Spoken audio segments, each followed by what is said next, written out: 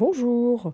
Au moment où je fais cette vidéo, notre ciel passe d'un soleil printanier à un ciel obscurci et des giboulées incroyables avec de l'eau à vous tremper les os.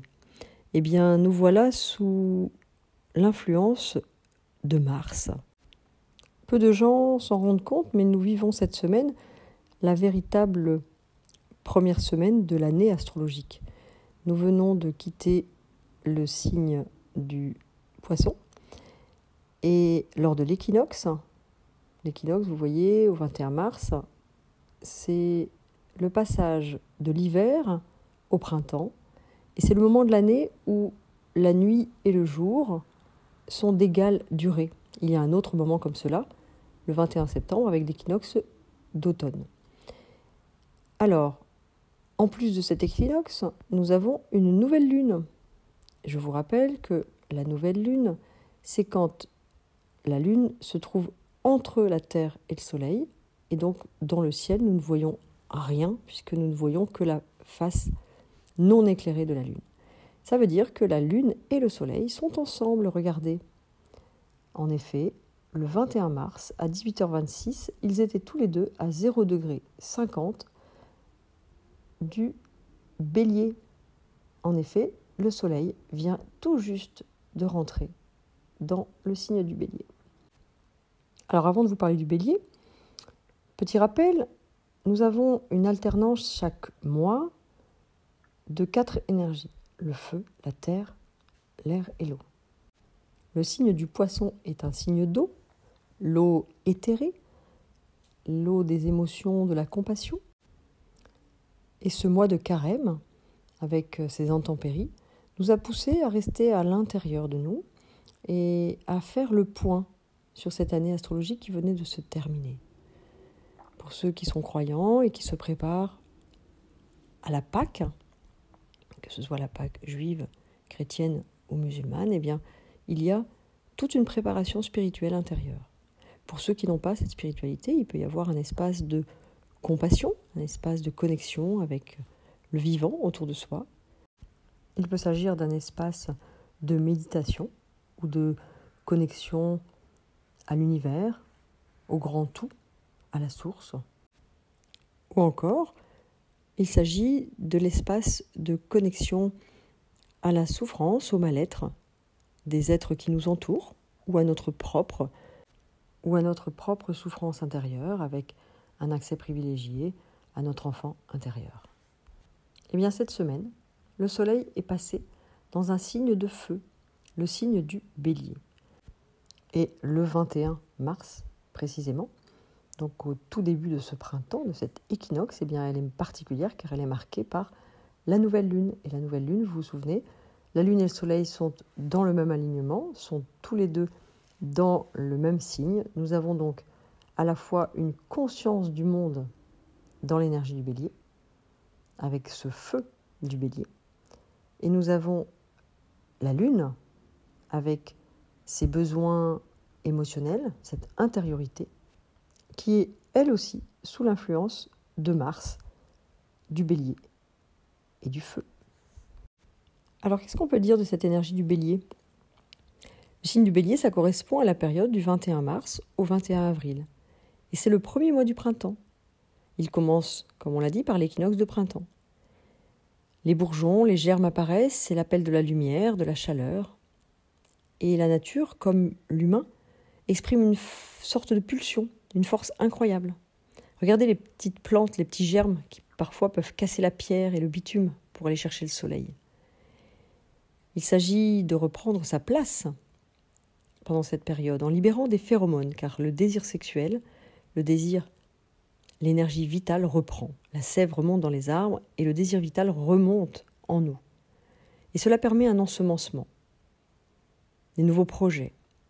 C'est souvent la reprise d'un sport, on recommence à sortir et on va explorer cette nature qui explose sous nos yeux littéralement. J'aime bien associer le stade du Bélier au Big Bang. Vous savez, ce moment de création, ce feu, à ce magma en expansion, On parle presque de débauche d'énergie et l'émotion dominante, en effet, c'est la colère. Car finalement, la planète qui régit toute cette énergie de feu, eh bien, c'est Mars. L'animal totem du bélier, c'est une petite bête finalement. Un mâle reproducteur, mais qui est viril. Et bien que petit, il a des grandes cornes. Il a des testicules impressionnantes. Il se sent fort. Et d'ailleurs, il n'y en a qu'un seul par troupeau. On dirait presque un taureau dans une arène. Alors c'est vrai, une femme qui incarne une énergie bélier peut devenir masculine, voire castratrice. Et quand on regarde un petit bélier, avec ses petites cornes, il adore se confronter aux autres. Il se frotte front contre front. Eh bien, c'est cette confrontation qu'une personne animée par l'énergie bélier va aimer chercher dans le sport, à travers les compétitions, à travers l'affirmation de soi, à travers la défense du territoire. Le bélier aime être le plus fort et il aime triompher. Alors, gare à vous, si vous cherchez à piquer les fesses d'un bélier, vous pouvez provoquer une réaction importante, car il est animé par Mars. On le dit boute-en-train, fougueux, impulsif. Il s'enflamme facilement. Il est puissant et réactif, impatient et sanguin. Il peut péter le feu. On dit facilement qu'il a du charisme, qu'il est motivant, enthousiaste. Il aime être leader, il aime commander, coacher des équipes, prendre des initiatives. Mais il peut être excessif, provocateur, allumeur même. Car ce qui l'anime, c'est le désir et l'énergie vitale. Pour les hommes, on parle de gros phallus. Ils aiment choquer, un peu à la manière de Bigard. Les femmes béliers, on les dit plutôt virilisées. Et quand elles l'acceptent, c'est jouissif pour elles. Alors que sinon, elles subissent cette force de caractère et on peut le leur reprocher, ça les blesse. Mais quelle jouissance quand elles acceptent d'incarner ce désir et d'incarner ce gros phallus, elles aussi. Elles peuvent être des leaders très charismatiques. Face à la méchanceté, un bélier va peut-être répondre avec agressivité. Et en cas de tension, surtout si son feu n'est pas exprimé à travers sa sexualité, eh bien il peut s'exprimer à travers la violence.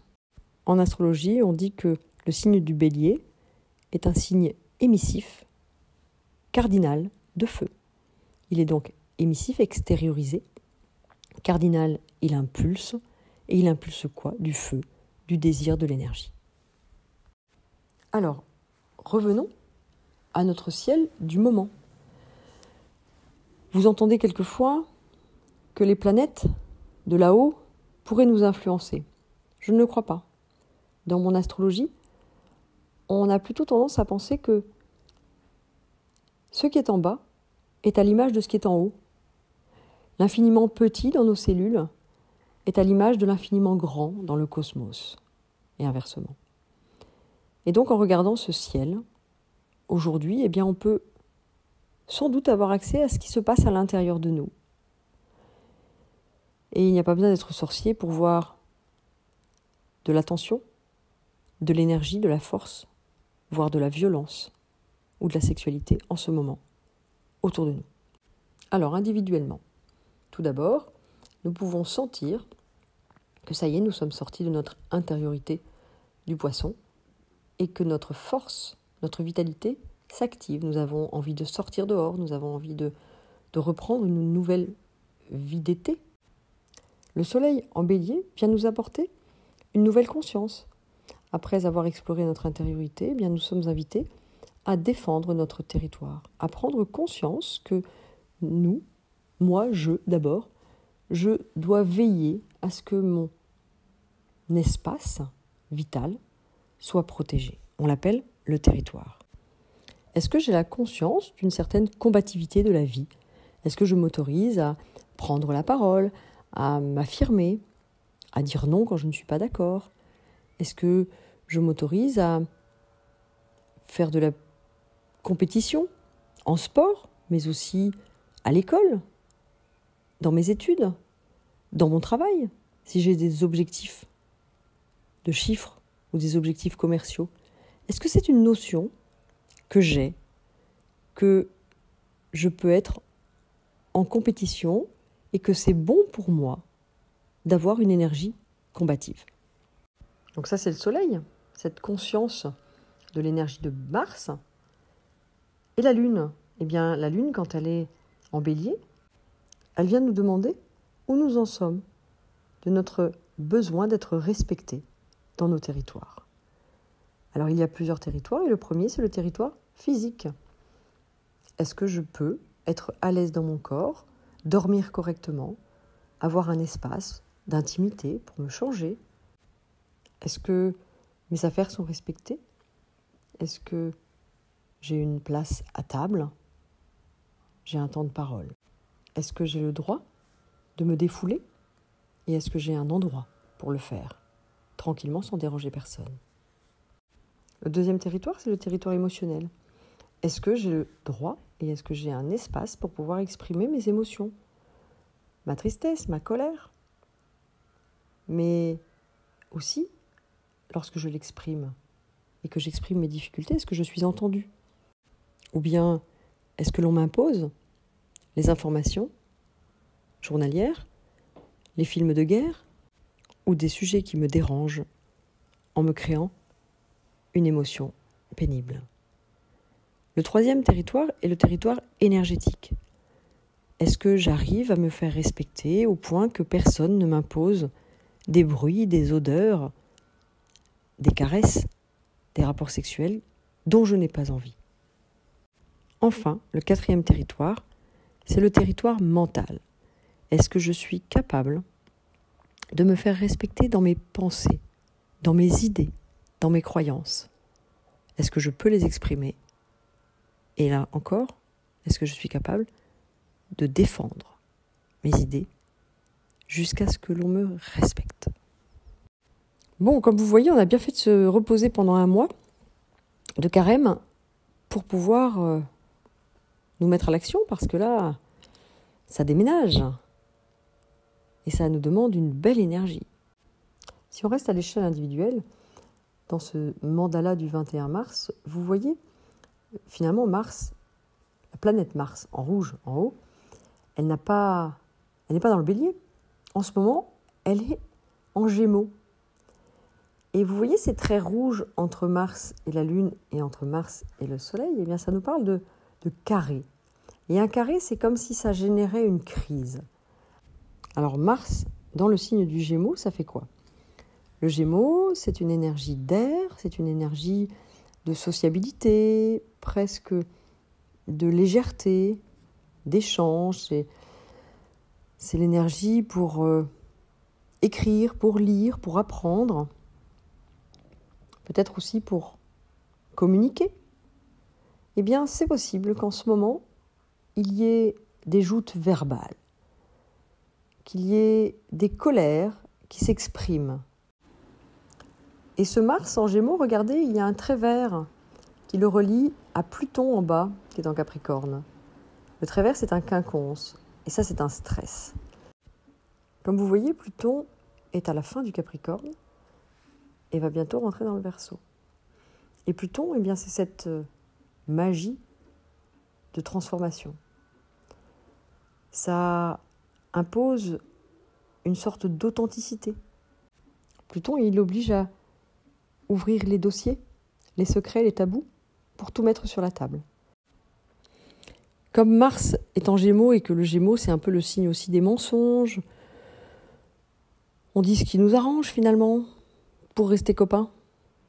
Eh bien, c'est comme si Mars recevait l'aide de Pluton pour vraiment lever le voile sur ce qui est raconté.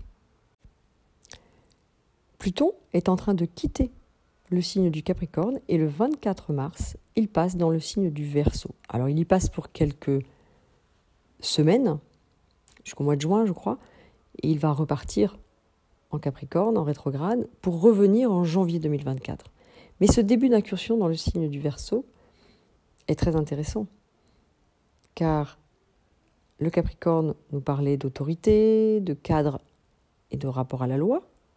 On l'a bien senti avec la crise du Covid, du confinement et toutes ces lois Vigipirate qui se sont installées depuis les attentats il y a plus d'une dizaine d'années. Eh bien, en passant dans le Verseau, c'est une énergie totalement différente qui arrive pour Pluton. Pluton nous amène à transformer notre rapport aux autres.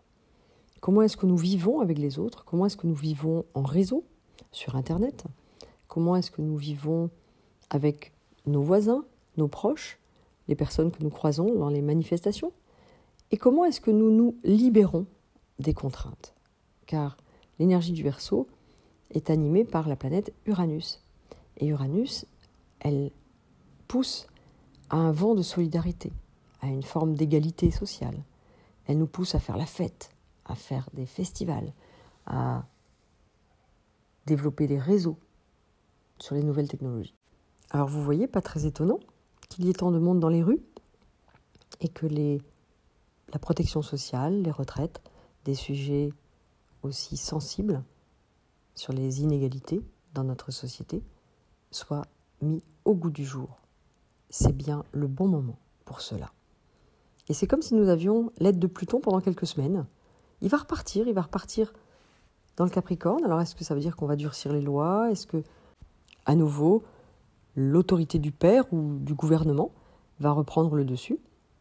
En tout cas, c'est comme s'il y avait une opportunité de faire autrement là maintenant et de commencer à aller vers cette ère du Verseau qui arrive dans quelques mois.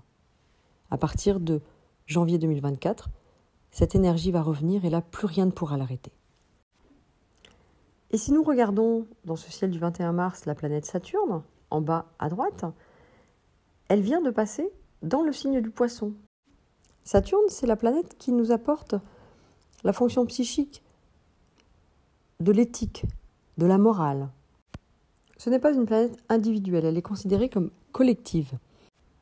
Après avoir passé quelques années à prendre soin les uns des autres, à essayer d'amener une solidarité et une protection entre nous, notamment dans cette période de pandémie, eh bien, j'ai l'impression qu'elle va maintenant nous demander de mettre une forme d'éthique dans notre spiritualité. Où est-ce que j'en suis? Où est-ce que notre société en est de son rapport à la mort, à l'invisible, à la spiritualité? La dernière fois que Pluton était en Verseau et Saturne en Poisson, donc le ciel que nous avons en ce moment, eh bien c'était pendant la Révolution française. Période de grande instabilité et période de grand bouleversement social. Voyez Pluton qui remue le peuple, qui met le peuple dans la rue pour défendre un idéal social, mais aussi Saturne qui vient remettre les valeurs spirituelles, les valeurs de cœur et de compassion sur le devant de la scène. Alors un peu comme Aruna qui nous explique que cette année, le printemps, ce ne sera pas cuicui les petits oiseaux et la nature est belle, mais plutôt un vent de liberté et de révolution. Eh bien, je vais illustrer la fin de cette vidéo avec cette photo incroyable que tout le monde connaît, je crois. Cet homme, ce Chinois sur la place de Tiananmen qui, seul, a voulu arrêter les chars. C'était un 15 avril. Ça me fait penser aussi au printemps, le printemps de Prague, les printemps arabes. C'est une énergie particulière que cette énergie du Bélier qui nous pousse. L'énergie du Bélier nous pousse à travers notre désir, un désir et une vitalité.